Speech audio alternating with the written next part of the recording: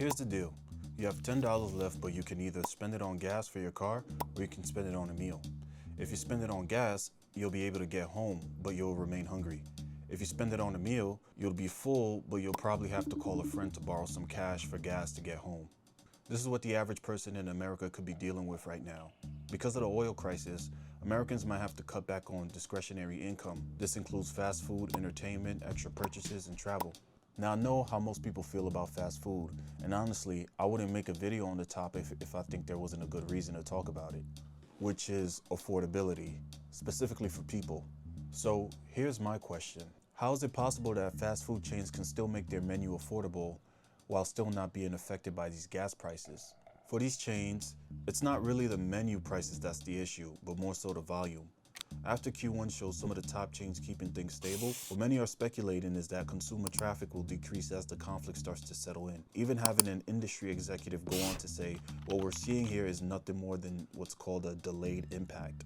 But here's the thing about volume, specifically in the fast food industry. It's less about if one can afford the burger and more so, will they make that choice to buy it during hard times? Think about it like this. If you go to, let's say, McDonald's 3 times a week, then because of hard times, you only start going twice a week, that's a third of a drop in volume. Now let's say for that same chain, instead of their normal 300 customers, they only get 290. Doesn't seem like a big deal. Only a few less cars driving through. But over 3 months, that's a couple of thousand lost at that one location. Multiply that by the amount of Mickey D's locations there is nationwide, and you have over 100 million lost in sales. What you just saw was called the demand curve shift. This is when some factor other than price causes people to buy a different quantity of a good or service. Technically, you can afford the burger for that third day because you have the cash.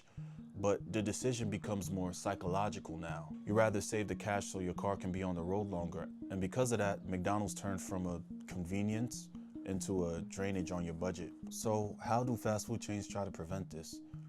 Well, they innovate. If you look back at the last 2 crises, a lot of the companies innovated quite a bit to stay afloat. The '08 recession saw McDonald's launch their dollar menu campaign. The concept wasn't created in '08. In fact, it started sometime during the dot-com boom.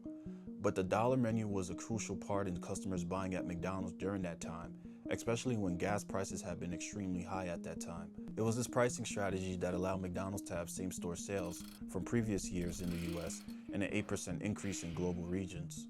The '08 crisis saw many other chains rolling out value menus and offering more items of what people would consider economical, while the rise of fast casual and tech were being seen more in the industry. Then, during COVID, you really saw tech come into fruition as many chains started utilizing it more, whether it was reinventing their mobile ordering or redesigning their store.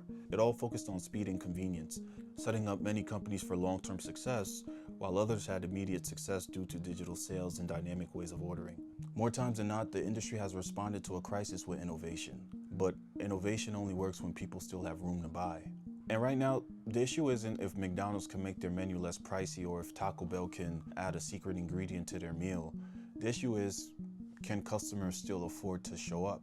During my research, what I found interesting was how top chains perform in other parts of the world, and it turns out they do relatively well overseas. For instance, a brand like KFC has been outperforming in markets like China more than their domestic ones, with over 5,000 locations in China and generating over $5 billion for the company. Fast forward to 2026, and KFC US saw a 2% decline in sales for Q1.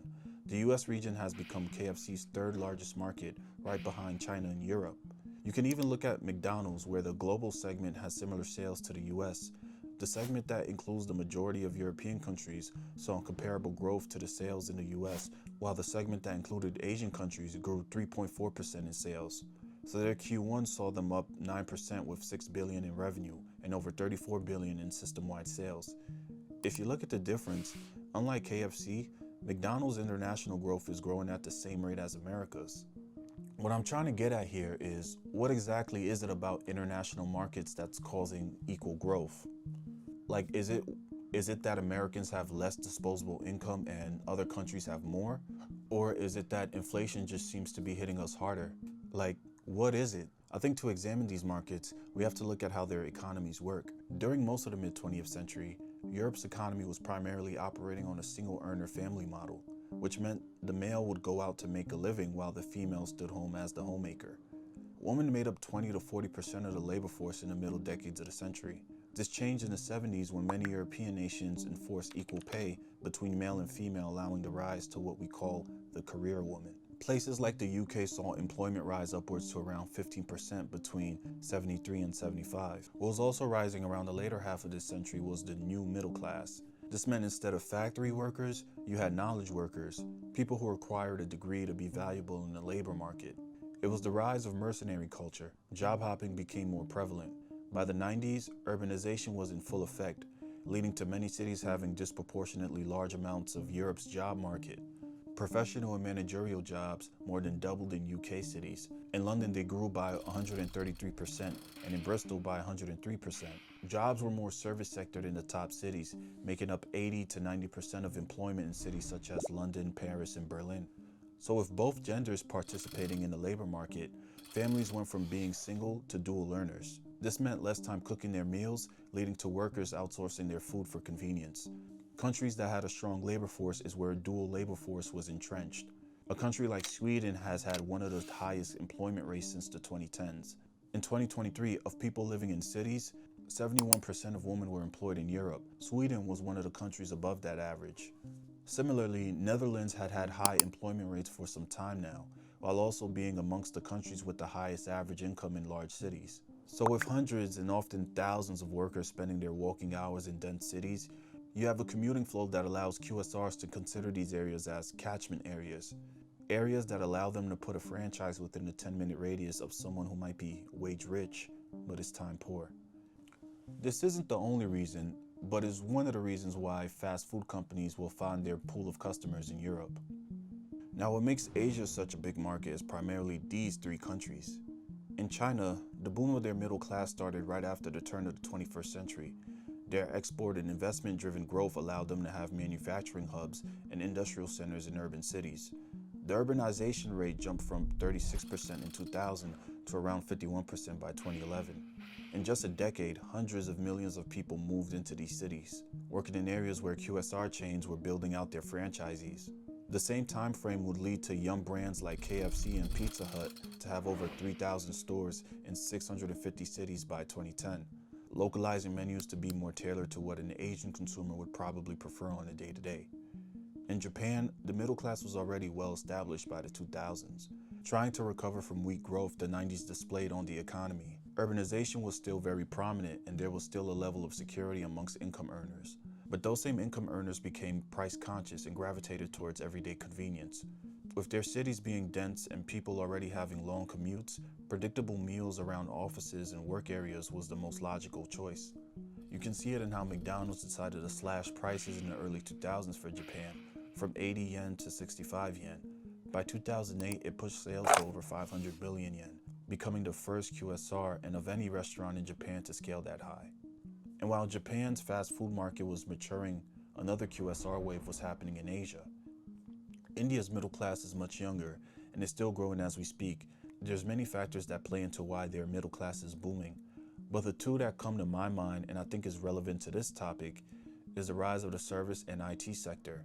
A few decades ago, their IT sector didn't even exist, but now as of 2023, it generated 245 billion and contributed 7% of India's GDP. And it's this contribution that helped reshape many of their cities that they call boom towns, creating higher earning jobs. I'm happy because of what I want. That's why you can have a company like Domino's have 2,000 stores in this country. The strain on the middle class in Asia isn't easy as well, but it's still less burdensome than in the US. For instance, labor-heavy services in Asia are cheaper than in the US. Consumer debt isn't at the forefront of eating away at the income, and a lot of Asian people are still family-oriented, allowing the cost of care and housing to be shared at times. Similar to many European nations where healthcare and education costs isn't a burden the way it is in the US.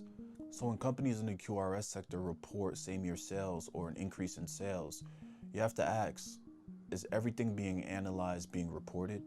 I guess the thing I'm wondering is if me, the consumer, if I'm reading these articles, if I'm looking up at these reports, is the numbers matching up with the facts? Because if they aren't, they're just proving the notion that we're operating in a K-shaped economy. Let me show you. you have two income earners going in opposite directions. For the upper income earner, they're generally going upwards, and for them, fast food is still affordable. This is what keeps these companies' revenue looking healthy. Then going downward, you have your lower income earners. They're cutting back on fast food because of other expenses, meaning they're slowly dropping out of the drive-through line. This is what companies like to see, but this is what's actually happening. And I'm not just speculating here. Recent news has had execs admit a decline in their companies, but yet report overall growth throughout the business. So what does this all mean? What does this mean for me, the consumer? Well, I'll put it like this. If you check your bank account next month and the first thing you notice is a transaction from a gas station like Shell or Chevron, it'll tell you the decision you needed to make before you thought about getting Chick-fil-A. Because if gas, rent, and bill payments are piling up more on your statement, then getting a casual meal becomes less of a quick stop and more of a question you ask yourself. Can I really afford this? Well, that's my take on the Q1 earnings for the fast food sector. Comment your thoughts below on what you think about your topic, and I'll see you on the next one. All right, later.